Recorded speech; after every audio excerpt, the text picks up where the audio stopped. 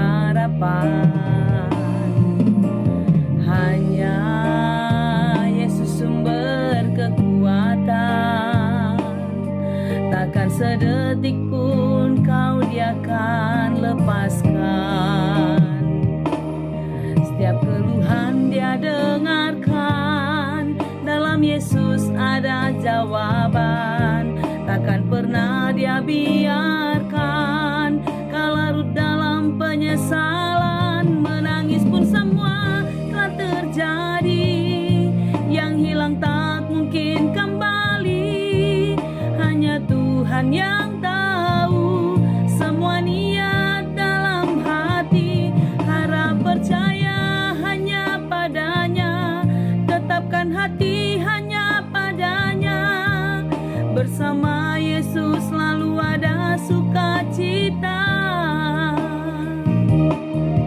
Dia hapus air mata yang terluka. Shalom, selamat pagi, salam jumpa kembali bersama saya Pendeta Romauli Siahaan. Apa kabar saudara?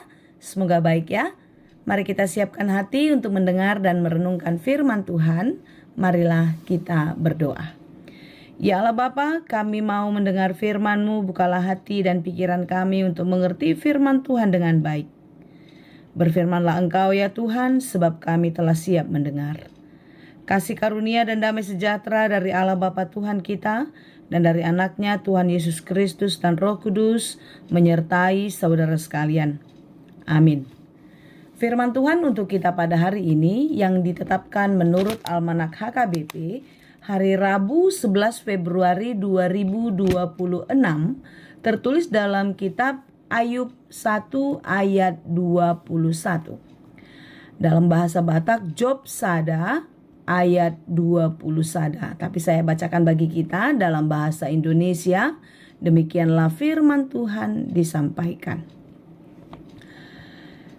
Katanya, dengan telanjang aku keluar dari kandungan ibuku.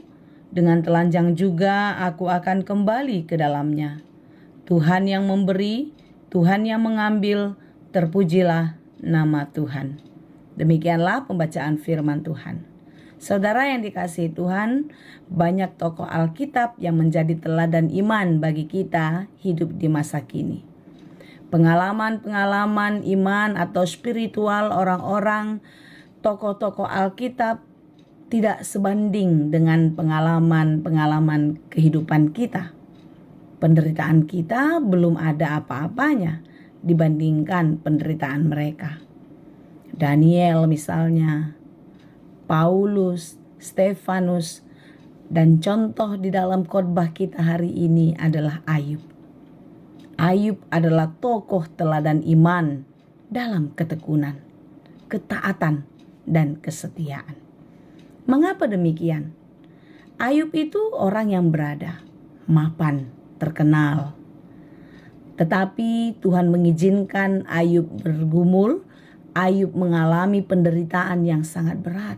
Bertubi-tubi terjadi dalam hidupnya. Kekayaannya hilang dirampok. Anak-anaknya mati sekaligus. Dan juga dia menderita sakit. Sehingga banyak orang menjauhkan diri daripadanya karena sakitnya dinyatakan najis. Saudara yang dikasihi Tuhan, mungkin kita mengalami kesulitan dalam hidup kita. Tapi jika kita bandingkan dengan penderitaan Ayub, ternyata penderitaan kita belum ada apa-apanya. Tetapi kita belajar dari khotbah hari ini. Jikalau Ayub mengimani dia datang dengan tidak membawa apa-apa, ketika dia kembali pulang pun tidak membawa apa-apa. Tetapi di dalam semua itu, apa yang dia katakan? Terpujilah nama Tuhan. Sebagaimana lagu saya nyanyikan tadi. Menangis pun tidak ada gunanya. Karena semua telah terjadi. Ketika pergumulan datang, ketika masalah-masalah ada. Ketika kita menangis, kita lemah. Biarlah itu sesaat saja. Tetapi mari kita mengingat kembali kalau kita punya Tuhan yang kuat. Dia akan mendengar doa-doa kita. Dia akan menolong dan menyelamatkan kita. Amin.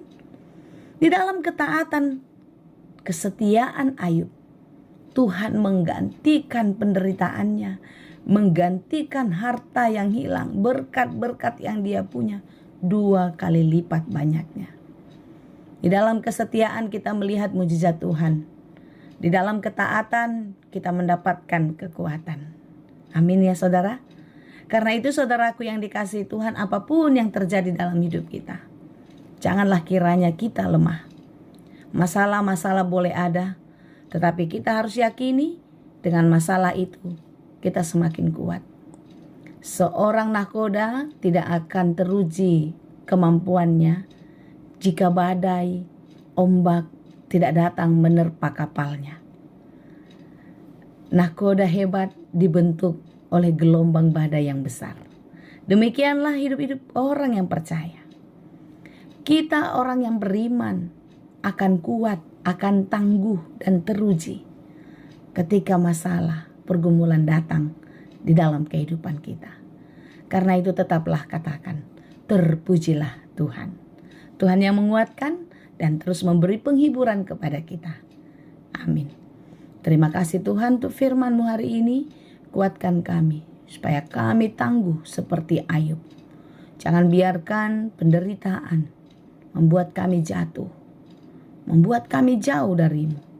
Tetapi biarlah oleh berbagai-bagai pergumulan, berbagai-bagai penderitaan, kami semakin teruji, kami semakin kuat. Mampukan kami Tuhan dan berkatilah hidup kami senantiasa, supaya kami dapat melakukan yang baik sesuai dengan kehendak-Mu. Terpujilah Engkau Bapa. Di dalam Yesus kami berdoa. Anugerah Tuhan kita Yesus Kristus dan kasih karunia Allah Bapa dan persekutuan Roh Kudus itulah kiranya yang menyertai dan memberkati kamu sekalian. Amin. Selamat beraktivitas, tetap semangat, Tuhan Yesus memberkati. Horas!